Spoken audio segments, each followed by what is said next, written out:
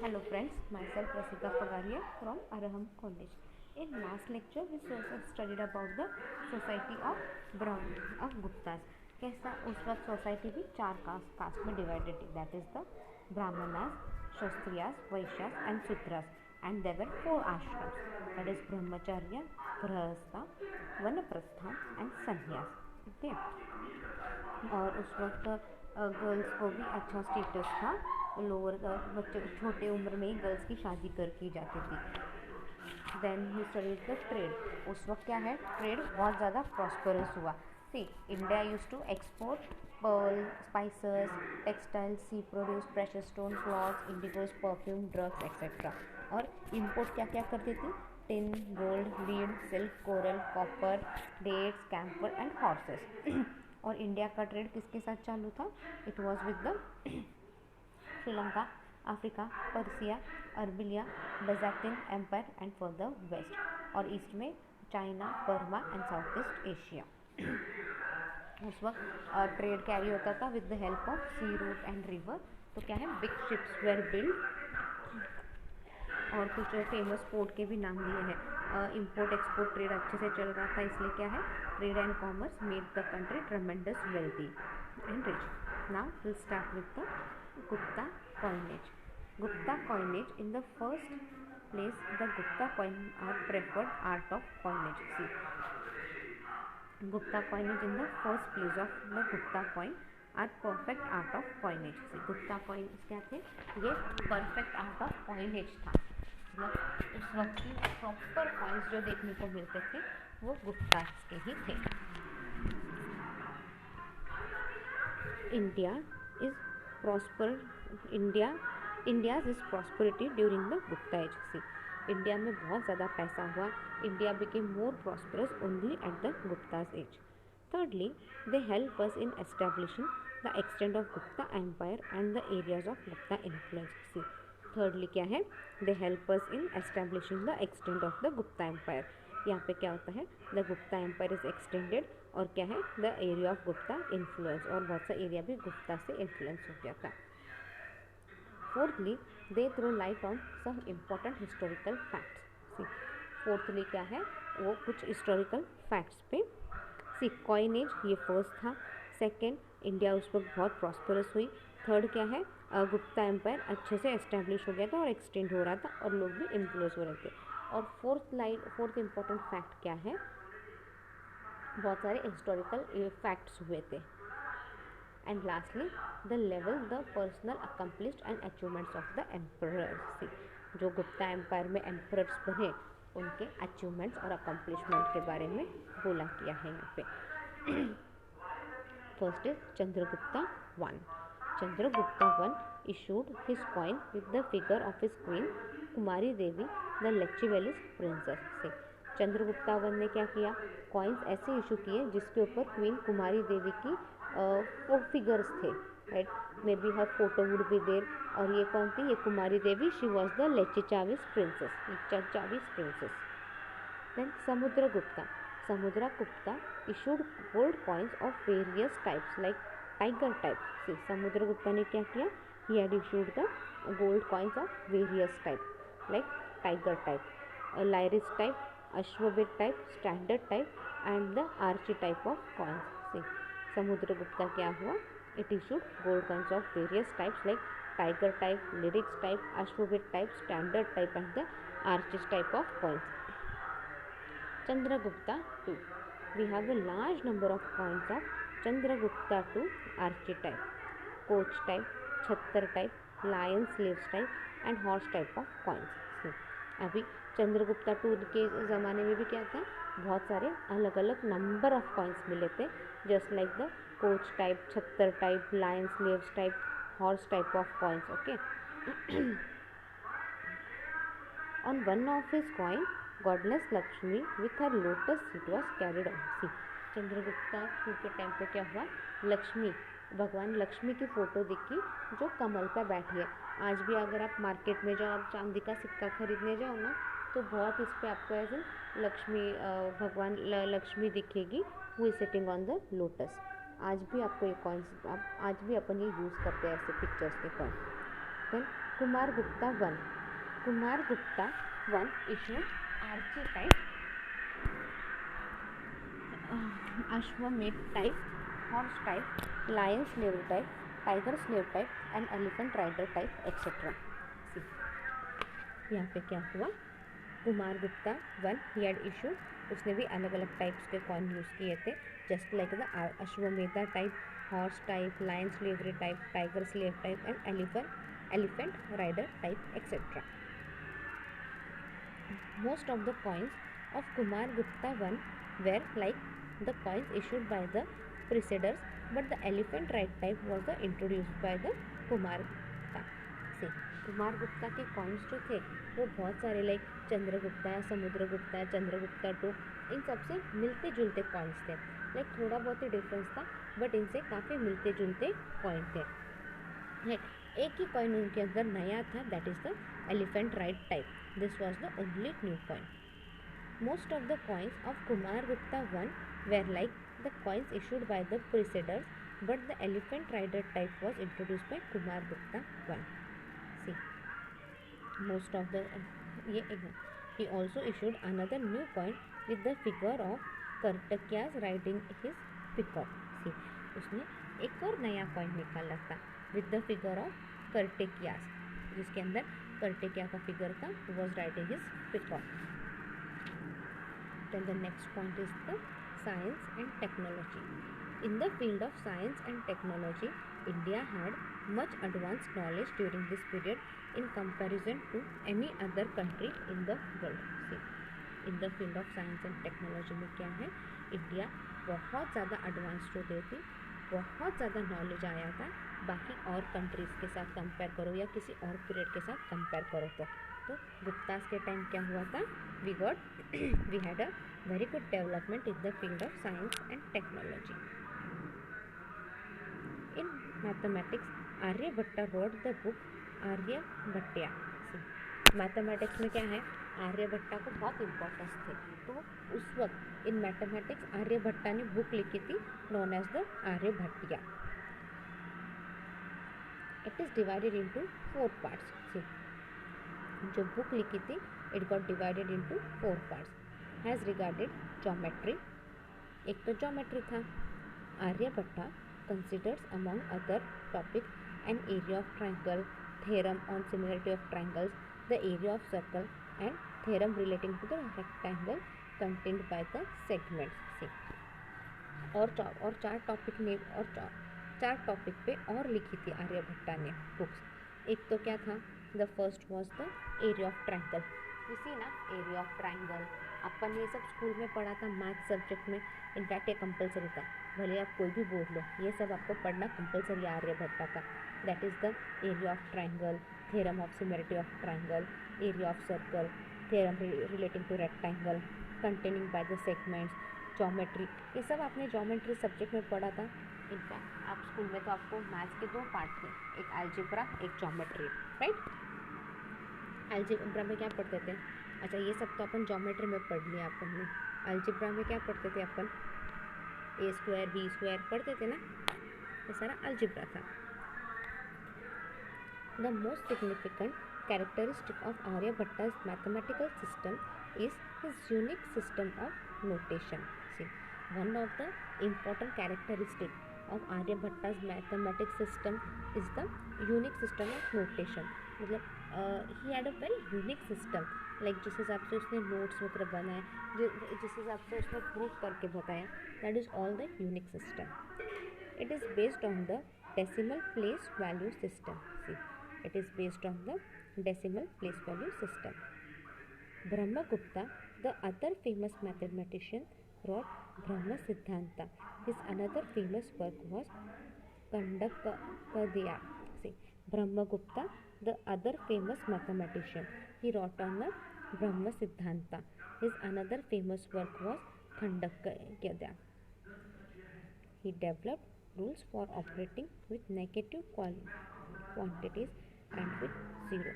See, उसने rules बनाए जिनका नेगेटिव वैल्यू रहता है, जिस चीज़ का नेगेटिव वैल्यू है, राइट. जैसे कि 0, -2, इनको आप कैसे यूज़ कर सकते हो मैथ्स में, ये उसने बताया.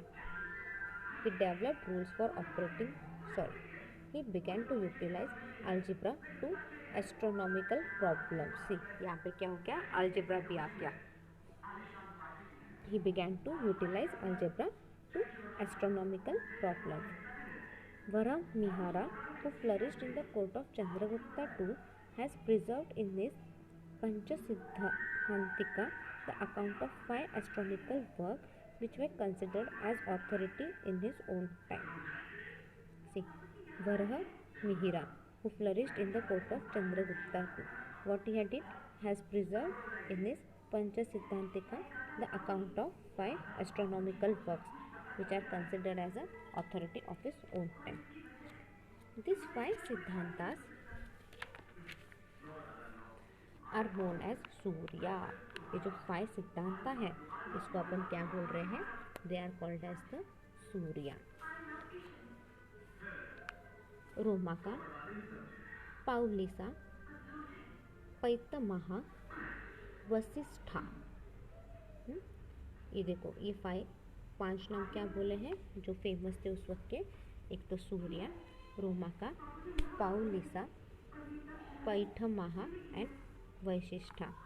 The Surya Siddhanta is the most important and complete work on the astronomy of the period. See, the Surya Siddhanta क्या था, ये सबसे इम्पोर्टेंट क्यों बोला है, सूर्य सिद्धांता को इम्पोर्टेंट इसलिए बोला है क्योंकि ये पूरा वर्क है astronomy of the period.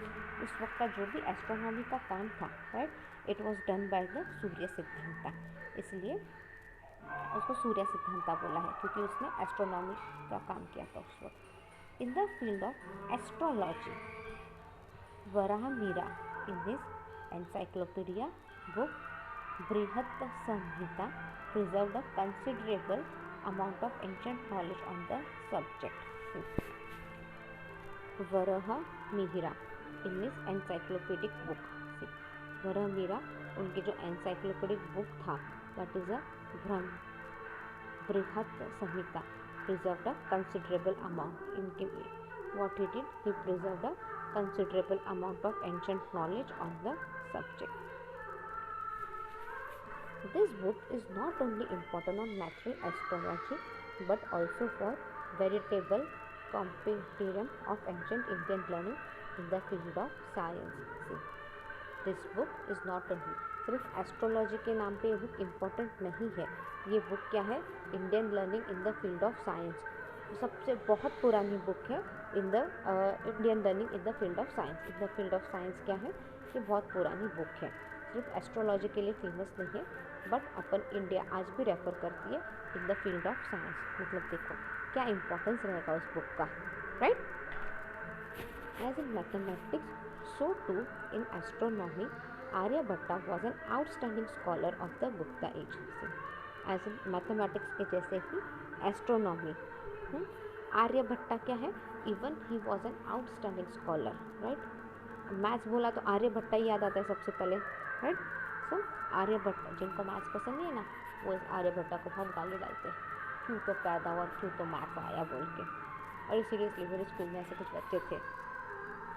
Anyway, Aryabhatta भी क्या था, he was an outstanding scholar of the Gupta age. His most original contribution was that the eclipse were not the work of Rahu but were caused by the shadow of the earth falling on the moon, therefore asserting the movement of the earth on its own axis around the sun as was known in Vedic times. अभी his most Aryabhatta का एक और important contribution क्या था उस वक्त कि उसने इक्लिप्स के बारे में बोला. इक्लिप्स यानी आप देखते हो ना अभी मून, कभी मून कैसे थोड़ा थोड़ा दिखता है, फिर फुल मून डे आता है, फिर मून धीरे धीरे कम हो जाता है और फिर नो मून आता है. This are all nothing but the eclipse. ये जो इक्लिप्स की बात कर रहे हैं ये राहु का वर्क नहीं है. ये कब इक्लिप्स अब क्यों होता है, क्योंकि see we know sun is a huge ball of fire, right, और the earth rotates around the sun, right, in its own axis and all. और अर्थ को एक पूरा राउंड सन के उधर बाजू से लेने को इट टेक्स 365 डेज. तो 365 डेज में क्या होता है, किधर जिधर सुबह रहती है तो किधर रात होती है, क्यों? It is just because of the sun rays falling on the earth, right. तो ये सब आपने साइंस में पूरा डीपली पढ़ा होगा, तो मैंने जस्ट बेसिक सिंपल सा नॉलेज दिया आपको। ये सब क्यों होता है? ये eclipse are just because of the earth falling on the moon. Earth का क्या रहता है? अर्थ मून पे आता है, therefore the movement of the earth on its own axis around the sun was known as the Vedic times. It was first He was the first to utilize sine functions in astronomy. See, he was the first to utilize sine functions in astronomy. He also discovered an accurate formula to measure the decrease or increase in the duration of 2 consecutive days. See, उसने क्या किया? उसने ये भी discover किया कि accurate formula उसने निकाला कि बाबा कब ड्यूरेशन बढ़ता है डे का, कब ये होता है। जैसे ठंडी के दिनों में क्या है, अपने को दिन छोटा लगता है क्योंकि रात जल्दी हो जाती है, बट समर में क्या है, अभी अंधेरा कब हो रहा है? Now the summer is going on, it is ये मई चालू हो गया, आज 1 मई है आई थिंक। हाँ, तो अभी क्या है, उजाला कब तक रहता है? 7 बजे तक अच्छा खासा उजाला रहता है। तो ये जो टाइमिंग है इसके बारे में पूरी इंफॉर्मेशन तभी मिली थी अपने को। As regarded Ayurveda, the great writer of this period is Vagbhata. Ayurveda का देखो आप, तो great writer of this period is Vagbhata. The 2 famous books of the period are Ashtanga Sangraha and the Ashtanga Hridaya. 2 famous book उस वक्त के क्या थे? अष्टांगा संग्रह and Ashtanga Hridaya. Samhita assigned to 2 different authors by the same name, that is Vaghbhatta. There were also treatises on the diseases of animals. See, अब उस वक्त treatises भी थे जो disease of animals के बारे में भी बोलते थे। The best known is Hastya Veda, while the other is Ashwashastra. See, the best known is Hastya Ayurveda, while other one is Ashwashastra. The Mehruli iron pillar is the best example of progress that is attained by the Indians 1500 years ago. See, the Mehruli iron pillar क्या है? ये सबसे best example है जो अपने को बोलता है कि बाबा उस वक्त कितना प्रोग्रेस हुआ था, वो भी 1500 years ago इंडिया में। This is 7.32 meter high with a diameter of 40 centimeter at the base to 30 centimeter at the top and a weight about 6 tons. See, जो मेरुली आयरन पिलर है वो उसका हाइट क्या बोल रहे हो?